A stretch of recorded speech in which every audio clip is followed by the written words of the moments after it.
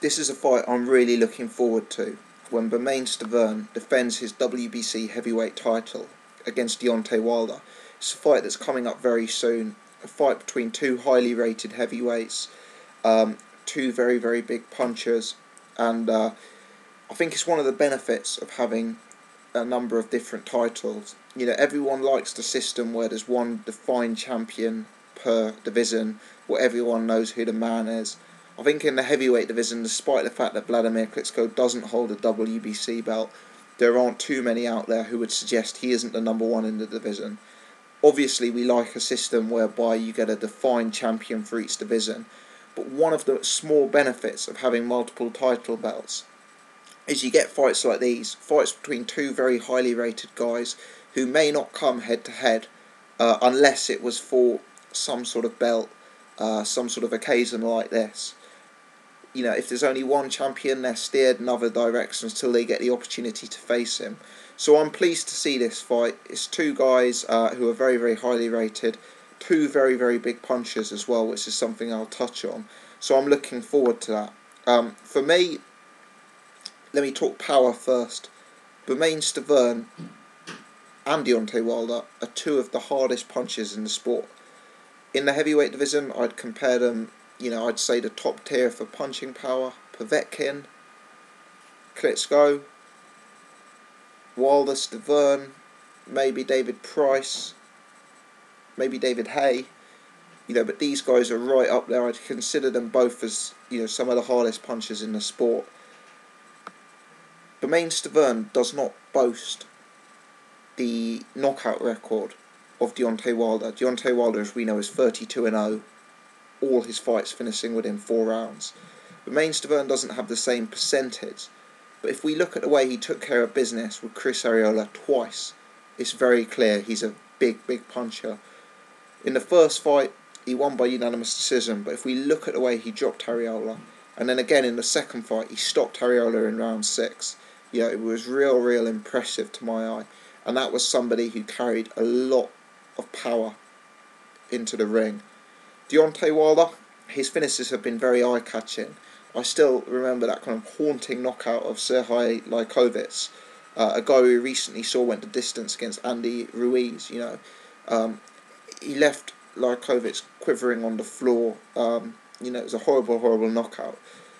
Deontay Wilder, at first glance, is probably the biggest puncher. What I would say is the most proven form, for me, is Bermaine Stiverne's win against Chris Arreola.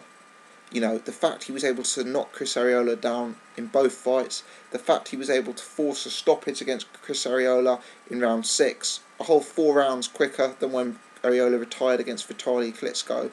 For me, that is, proof of Stiverne being a very, very big puncher.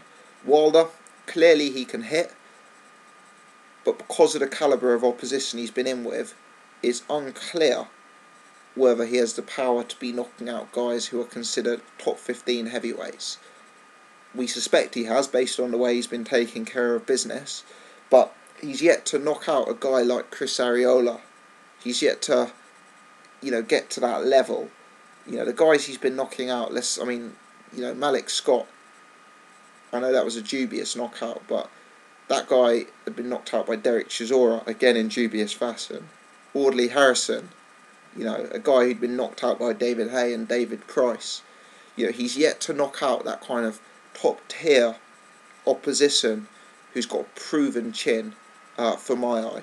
Whereas Bermaine Stiverne, with his 2 fights against Chris Arreola, has proven that his power comes up through the levels, and has proven that when he's at top 15, maybe even top 10 level, his power is enough to still get the job done. So I'm not saying that Stiverne is a bigger puncher than Wilder, but I'm saying that we should at least consider that as a possibility, because who knows if Wilder's power is going to be as obvious when he's facing these top level guys. And I've touched on the calibre of opposition. Deontay Wilder is very much criticised for the guys he's been in with, and rightly so. The level of opposition has been pretty woeful. If you consider that in his 32 fight career, the second best guy he's beaten has actually been Audley Harrison. you know, it's not much of a resume. It's not much of a level of opposition to get yourself a world title shot. What I would say is possibly Bermaine Stiverne was as guilty as that as well. I mean, if we look at it, he was 24 fights in before he fought Chris Arreola, and before then, you know, the best opposition he'd been in with was the likes of Ray Austin. I know Kirsten Mansell was unbeaten at the time when they fought, but let's be honest, that guy was, you know, he's a walking knockout, isn't he? He's not on Bermaine Stiverne's level. So for me, Stiverne was as guilty in terms of the way he, you know, built up to a world title. I don't think he'd face necessarily vastly superior to Wilder, opposition to Wilder before his world title shot. But what I would say, in his two fights, you know, with Chris Arreola, he's at least proven that he is, you know, a top 15, maybe a top 10 heavyweight in his own right, Stiverne. Whereas I don't think Wilder has proved that. You know, he's not been in the big fights like Bermaine Stiverne has with Chris Arreola. So I think level of opposition, I'd perhaps be critical of both guys, but I think Stiverne has the slight advantage. I think what's also key is if we look at his resume, you know, Stiverne went 12 rounds in the first Chris Arreola fight. He went 10 rounds with Ray Austin. You know, he's been deep in fights a few times, whereas Deontay Wilder doesn't have that sort of experience. And I think that's hugely to Deontay Wilder's detriment. You know, what do you learn from 4-round fights where the other guy can't hit you back, where you can just knock guys out left, right and centre? If he finds himself in deep water against Bermaine Stiverne, which I suspect he will, he won't have that sort of depth of experience and depth of knowledge to rely on and to help him get through that fight. If we look at the UK scene, just very, very briefly, if we look at the Billy Joe Saunders Chris Eubank Jr. fight, it was a similar fight in many ways. You look at one guy who's worked his way up the hard way, domestic titles, European titles, Commonwealth titles, been in tough 12-round fights against tough opponents, against another guy who's been knocking out guys left, right and centre who weren't in his same level. Well, when it got tough in that fight, Billy Joe Saunders was able to draw on his experience, on what he'd learned, on the sort of toughness that had given him, whereas Chris Eubank Jr., to my eyes, didn't have that. And I think if this fight goes beyond 4 or 5 rounds, Deontay Wilder's going to find himself in deep waters. You know, his stamina isn't proven. He's never been in with an opponent who's taking rounds of him. He's not really fought guys who have the desire to hit him back. And I think if this fight goes late, he could find himself in real trouble for those reasons.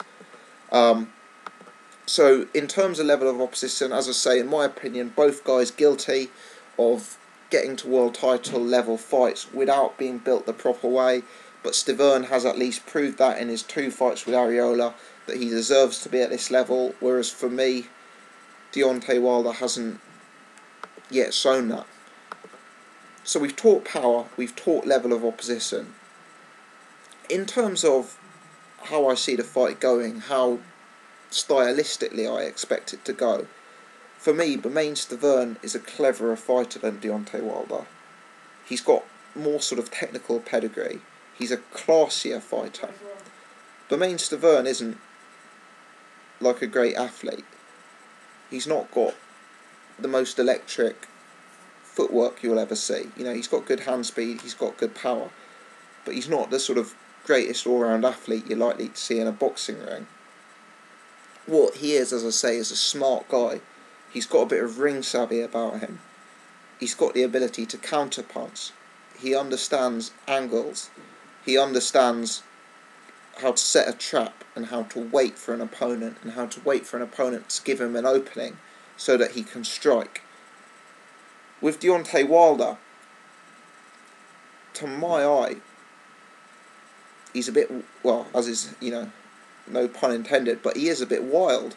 I mean, if you look at that fight against Audley Harrison, and I've mentioned this a few times, but he gets Audley hurt, and he's swinging for the fences like a windmill. You know, he's swinging crazy, throwing punches at weird angles, desperate to get the job done. If we look at his sparring with David Haye, you know, he's easy to pick shots against. You know, he's so sort of swinging wildly, he leaves himself open, and David Haye's able to clock him. You know, it wouldn't even surprise me in this fight, you know, if Wilder could sort of land a punch on Stiverne, rock Stiverne, get Stiverne back against the ropes. But Stiverne stays strong, he stays smart, and as Wilder comes charging in like a clown, throwing windmill punches at all angles, Stiverne is ready to counterpunch him. And if Wilder leaves himself as open as he did against Audley Harrison, or in that famous sparring session with David Haye, I think Bermaine Stiverne knocks him out. I think Bermaine Stiverne has huge power, and I think Wilder has got the potential to be really loose with his defence and really open. We've seen it on several occasions. A lot of talk revolves around Deontay Wilder's chin. The guy hasn't been knocked out as a heavyweight. What I would say is we've seen him knocked out in the amateurs.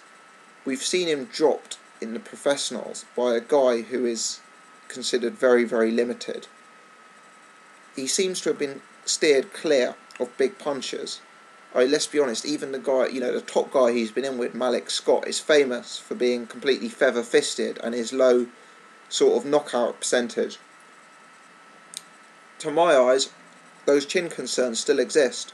If he can be knocked out wearing a headguard, if he can be dropped by a journeyman, what could a puncher like Bermaine Stiverne do to him? I know Bermaine Stiverne's been stopped, but for me, the chin concerns I've got about Wilder aren't as strong with Stiverne. He was stopped on his feet. He was taking shots. He wasn't necessarily getting dropped. And I just wonder whether, with Wilder never having faced a sort of top 10, top 15 heavyweight puncher in terms of power before, is it going to be too much of a shock from him? I was looking at the guys he's been sparring. He's been sparring with Nagy Aguilera, Dominic Gwynn, Demetrius King. These guys, they're solid guys for sparring, but they're not going to prepare him for the power that Bermaine Stiverne brings to the game.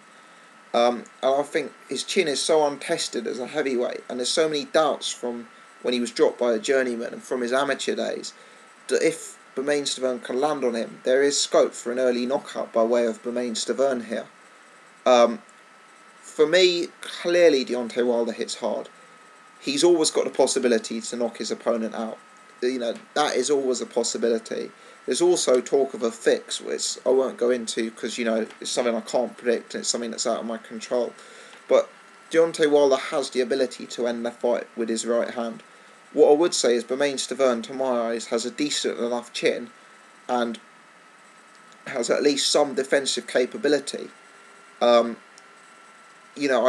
don't see him causing... I don't see him just getting wiped out with one shot. Deontay Wilder is a very big puncher, and that certainly is a possibility. But for me, the defensive openness of Wilder means the bigger concern revolves around whether Stiverne will knock out Wilder rather than the other way round, shall we say. So, in my eyes, as I say, I think stylistically, Stiverne can win the rounds. He's the more technical boxer. He uses angles better. He uses counter-punching better. For me, Deontay Wilder, he'd be sensible if he came out, used his height, boxed behind his jab, used movement, tried to win rounds that way rather than just using his power. But we'll see whether or not that is the case. We'll see how the fight breaks down, and I wonder if Deontay Wilder doesn't get the early knockout, what will his stamina look like? Because we've never seen his stamina tested. We've never seen him go beyond 4 rounds against a difficult opponent. So I think that's actually another concern is the stamina. So for me, in many ways, everything leads to Stiverne. I think one other point I'd make, sort of in summary, is if we look at the guys' amateur backgrounds, people say Stiverne's too small for the 6'7" Wilder, but Wilder got KO'd by a guy who was much shorter than him in the amateurs, whereas Stiverne beat the likes of Helenius and David Price. I think I read on a forum he actually knocked David Price out. So Helenius and Price are two monsters. These are guys who are a lot bigger than Bermaine Stiverne. He's been able to deal with these guys. He's been able to outpoint them. He's been able to, knock Price out in the amateurs. He can deal with that taller guy. He can counterpunch nicely. For me, stylistically, Stiverne has the advantage. In terms of power, in terms of who's more likely to get the knockout, it's Bermaine Stiverne. I'm predicting a Stiverne win. Let me know your thoughts. Thanks for watching.